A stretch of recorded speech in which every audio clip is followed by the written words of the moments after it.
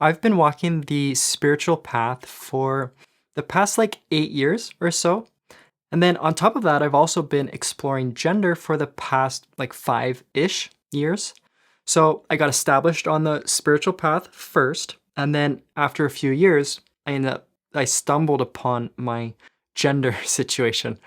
And so I remember how in the beginning stages of my gender exploration, I was so confused about the relationship between spirituality and gender. And I remember looking at these two worlds and feeling just completely torn. It was like I couldn't figure out how to make them fit together. And of course, it didn't help that at the time I was really heavily identified with this spiritual persona. So I saw myself as a spiritual person, right? And I had become so used to being in this really weird, disembodied space where I would look at my humanity and I would say, Psh, that's all an illusion. So, of course, when I looked at my gender situation, I would just tell myself, oh, transitioning? No, I don't need to do that. That is just too superficial. Hormones and surgeries and pronouns, I mean, come on, really? That's for people who are just trapped in the dream. So that's what I'm telling myself. And I think that's a big reason why I was feeling so much conflict between gender and spirituality. Because at the time, the entire emphasis of my spiritual life was about getting out of the human experience. And none of it was about getting back into it. And so that's the crossroads that I want to meet you at in today's conversation. So I was high and I was spiritual, but the only way to do that was by pushing away my humanity. And so in that moment, I found myself asking the question, how does the spiritual person honor the fact that they're also a transgender person? And then I was also asking, how does that person use their spiritual insight in order to support their gender exploration? Because you can have all the spiritual realizations you want, but if you're not honoring your humanity, then you're only living half a life, right? And the same goes for the other side of the equation. If you're completely absorbed with gender and you can't see beyond your form identity, well, again, you're only living half a life. On one hand, you've bypassed your human experience, and then on the other hand, you're trapped inside of it. So let's talk about this. What is a spiritually inclined trans person supposed to do?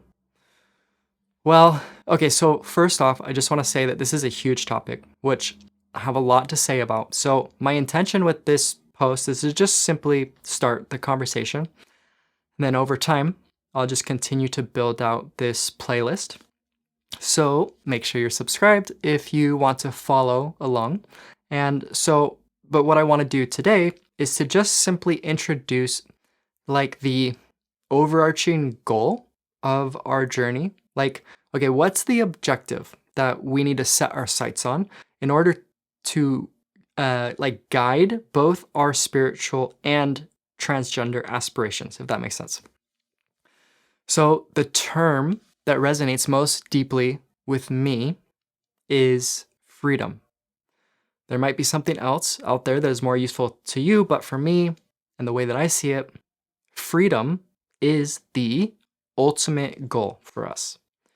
And in order to better understand that goal, I first want to clear up a common misconception about freedom, which I have been in this misconception for a lot of my life. So just like how I was describing my mindset during these early chapters of my spiritual journey, I used to think that freedom meant being free from form. It's like I'm looking at my suffering, I'm looking at my pain and my trauma, and I'm feeling so trapped inside of this human experience. And then I say to myself, oh, I just want to be free of all of this. And so that desire for freedom was actually the thing that got me started on my spiritual journey. And all I wanted to do was to be free from my humanity. And so in the beginning, that is what happened. Like I woke up and sort of floated away and I left all my suffering behind. It wasn't like I was experiencing any true healing or resolution, and there was no embodiment happening, but I had figured out how to get away from all my problems. And so for a while, that was amazing. I was like, for the first time in my life, I could finally breathe, and I didn't have to be inside of this like claustrophobic, anxious, fearful sense of self that was existing exclusively inside my brain. So, for the first couple years, that's what spirituality was all about for me. It was this perpetual transcendent experience where I was compulsively getting high in order to escape the agony of my humanity. But of course, that's not freedom, right? Not true freedom. At first, it sure felt like freedom, but after a while, what I realized was that all I had done was swap one prison for another. Only this time, instead of being trapped by my humanity, now I was trapped by my spirituality. And instead of being stuck on the inside of my life, now I was stuck on the outside of it. And really, so all I could do was look down at my petty little human drama and dismiss it all as an illusion, right? So, of course, when I looked at my transgender nature, all I could say was, psh, don't even give me that. That's the most superficial, non spiritual thing I've ever heard of. Hormones, pronouns, roles, no way. That is like just, it's not real, right? And I'm beyond all of that. So, that was a really challenging predicament to be in.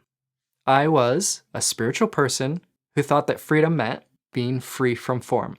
But at the same time, I was also a transgender person who wanted more than anything the freedom to pursue a transition.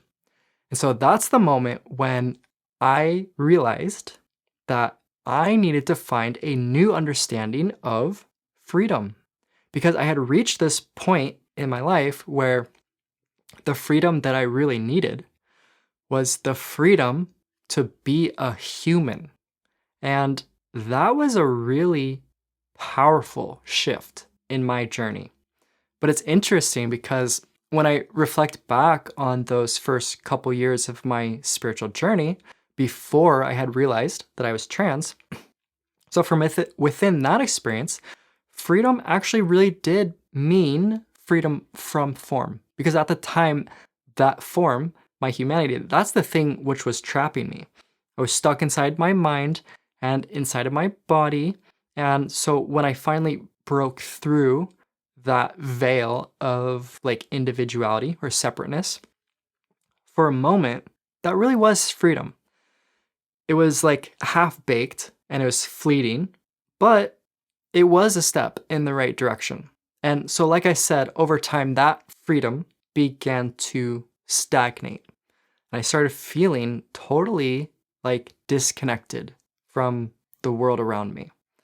And now that I've seen firsthand how freedom can shift and evolve depending on what my circumstances are, I feel like I'm starting to have a bit more of a well-rounded understanding of the essence of freedom.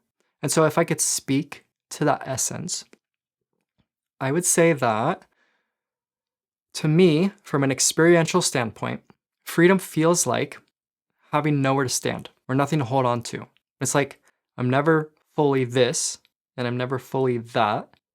But at the same time, whenever life asks something of me, I'm able to show up fully, but without becoming too attached to whatever is moving through me.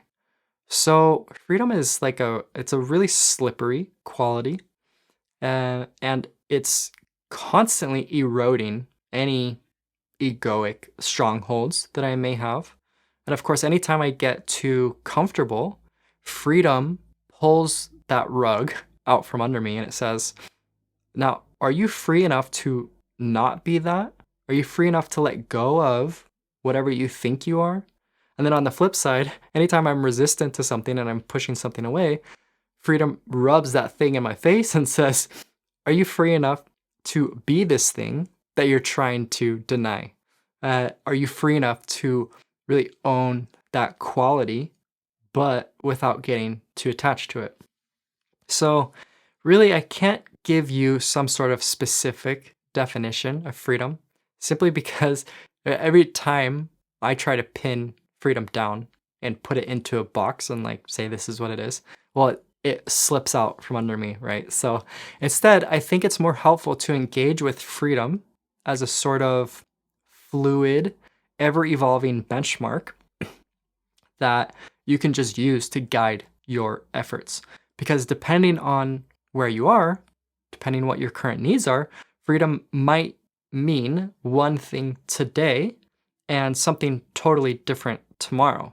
And in this, like, you can't really say, look at somebody else and compare your freedom to theirs because we're all walking a different path. So really, my invitation to you is to take your idea of freedom, then turn it into a question, and then place that question into your heart and just keep it there indefinitely. And then every time you feel out of sorts, just ask yourself, in this moment, what does it mean to be free? And if you want to invite more freedom into your relationship with gender, then you should watch this video and I'll tell you about how to do just that. All right, my friend, I'll see you in the next one.